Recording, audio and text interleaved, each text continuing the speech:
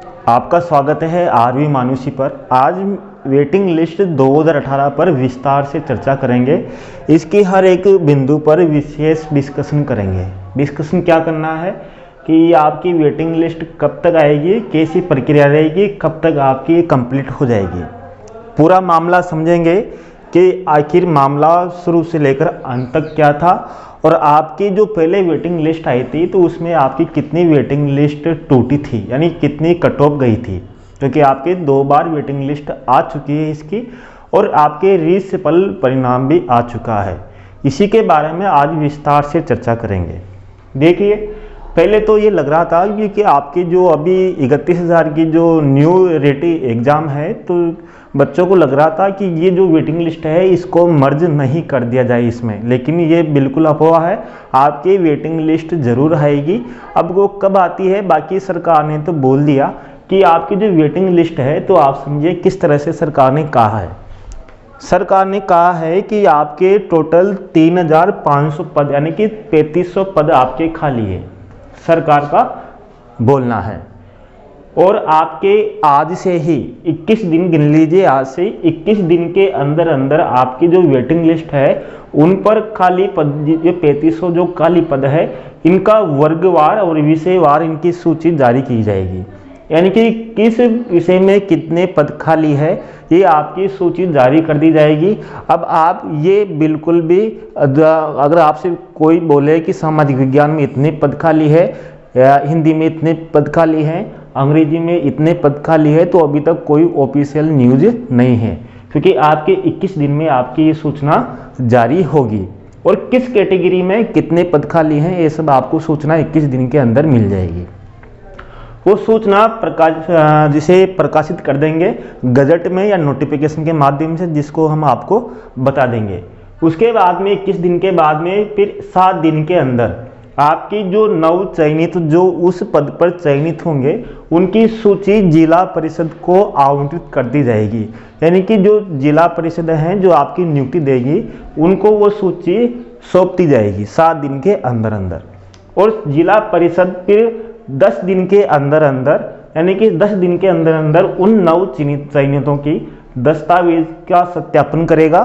साथ में ही उनकी काउंसलिंग होगी और काउंसलिंग होने के बाद में फिर क्या होगा, यानी कि फिर उनको नियुक्ति आदेश दे दिए जाएंगे। ठीक है, तो ये आपके आज से ये प्रक्रिया रहने वाली है। यानी कि आपकी पूरी प्रक्रिया अगर आज से देखें तो आपकी 31 और 7 38, यानी कि आपके 38 दिन में आप भावी टीचर बन जाओगे। अगर आपके अच्छे नंबर, यानी कि बहुत कम नंबर, यानी कि 0 पॉइंटों में 1 नंबर तक आपके कम है तो आप भावी टीचर बन जाओगे। सरकार की माने तो आपके 40 दिन के अंदर अंदर आपको ज्वाइनिंग दे दी जाएगी। ठीक है, अब समझिए इसको मामला। आपके 54,000 पदों पर भर्ती हुई थी और 54,000 में से 51,859 पदों पर चयन किया गया, लेकिन 47,519 अभ्यर्थियों को नियुक्ति दी गई 54,000 पदों में से। शेष आपके 4,340 सीटें खाली रह गई। इन 4,340 जो सीटें खाली रह गई थी इनको भरने के लिए बार बार में वेटिंग लिस्ट जारी करने की मांग की गई और वेटिंग लिस्ट जारी भी की गई। अब इसमें से क्या हुआ कि अधिकांश अभ्यर्थी पहले से ही जॉब में थे। यानी कि जैसे पहले इस पे बात कर लेते हैं। आपके अंग्रेजी में 54,000 में से 9,446 पद थे, हिंदी में 4,900 पद थे, सामाजिक में 2,900 पद थे। नियुक्ति चयन करने के बाद में आपके अंग्रेजी के 604 पद खाली रह गए थे, हिंदी के 370 पद खाली रह गए थे, सामाजिक के आपके 1106 पद खाली रह गए थे। लेकिन अब जो वेटिंग यानी रीसफल वेटिंग पहले की जारी की गई तो उसके बाद में अब आपके 3500 पद खाली है। अब खाली क्यों है?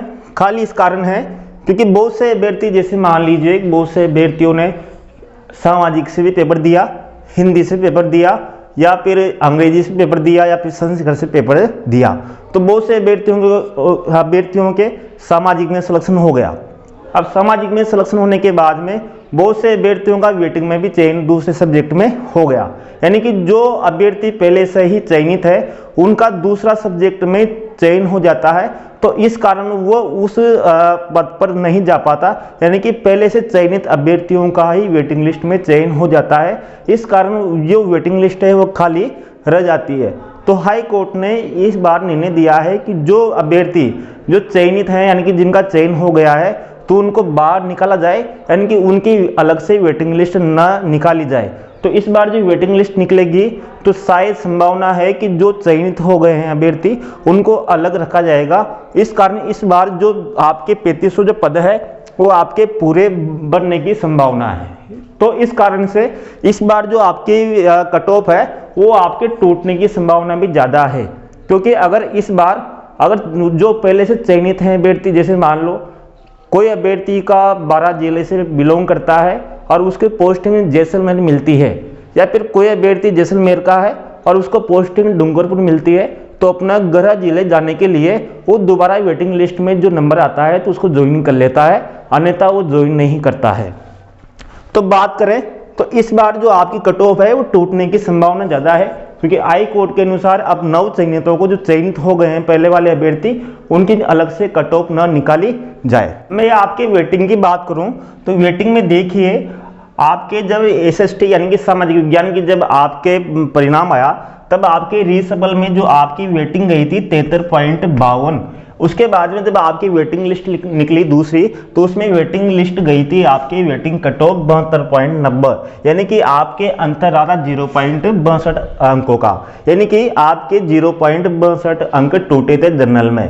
अगर इस बार देखें तो कम से कम आपके 0.62 अंक तो टूटेंगे ही सही, यानी कि जिनके 0 यानी कि आप तो ये मान लीजिए कि अगर आपके वेटिंग लिस्ट में इस वेटिंग लिस्ट में 0.90 तक कम है, यानी कि अगर आपके 0.90 से कम पड़ रहे हैं तो आपकी पूरी संभावना है कि आपका इस वेटिंग लिस्ट में चयन हो जाएगा, अन्यथा आप जो आगामी जो भर्ती है जो 25 अप्रैल को होने वाली है उसमें आप भाग ले सकते हैं। मैं इसलिए कह रहा हूं क्योंकि ये जो वेटिंग लिस्ट है इसमें से अधिकांश अभ्यर्थियों का या तो सेकंड ग्रेड में हो चुका है चयन, या फिर व्याख्याता में हो चुका है, या अन्य भर्तियों में हो चुका है। बहुत से अभ्यर्थियों का अलग अलग वैकेंसियों में चयन हो गया है, जिस कारण आपकी कट ऑफ थोड़ी टूटने की संभावना ज़्यादा है।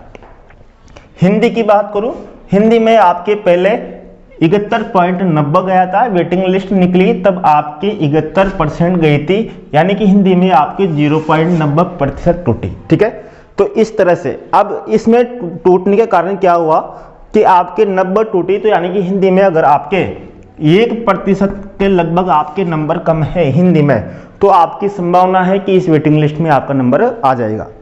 अंग्रेजी की बात करूं तो अंग्रेजी में आपके जनरल में जो गई थी 63.63, तो और उसके बाद में फिर आपकी वेटिंग लिस्ट आए तो उसमें 67.03 आपके वेटिंग गई थी, तो आपकी जो कट ऑफ टूटी वो 0.66, यानी कि अगर आपके अंग्रेजी में जनरल की बात करूं तो जनरल में अगर आपके 0.70 यानी कि 0.70 या अधिकतम 0.90 या फिर एक भी मान सकते हैं, इतना कम है तो आपका इसमें पक्का नंबर आ जाएगा। बाकी अगर अभ्यर्थी कितना है, लेकिन मुझे उम्मीद है कि अंग्रेजी में और ज़्यादा टूटेगी, क्योंकि अंग्रेजी में बहुत से अभ्यर्थियों का चयन हो गया है। एसटी, एससी इनमें लगभग अंग्रेजी के सभी अभ्यर्थियों का चयन हो जाएगा जिनके रिट पास हो रखी है।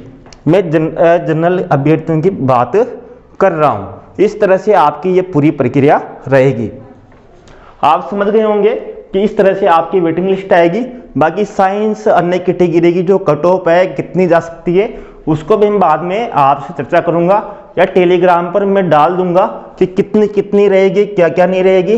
तो टेलीग्राम में भी आप देख लीजिए, मैं नीचे लिंक दे दूंगा, उस लिंक पर आप ज्वाइन कर लीजिए, साथ में उस पर चर्चा कर लेंगे कि कितनी कितनी आपकी भर्ती जा सकती है। साथ में ही आप हमारे चैनल को भी सब्सक्राइब कर सकते हैं, क्योंकि हम जो भी न्यूज रेट की संबंधित जो भी अपलोड करेंगे आपको प्राप्त हो जाएगी। धन्यवाद। अच्छा लगा हो तो लाइक जरूर कर देना। जय हिंद।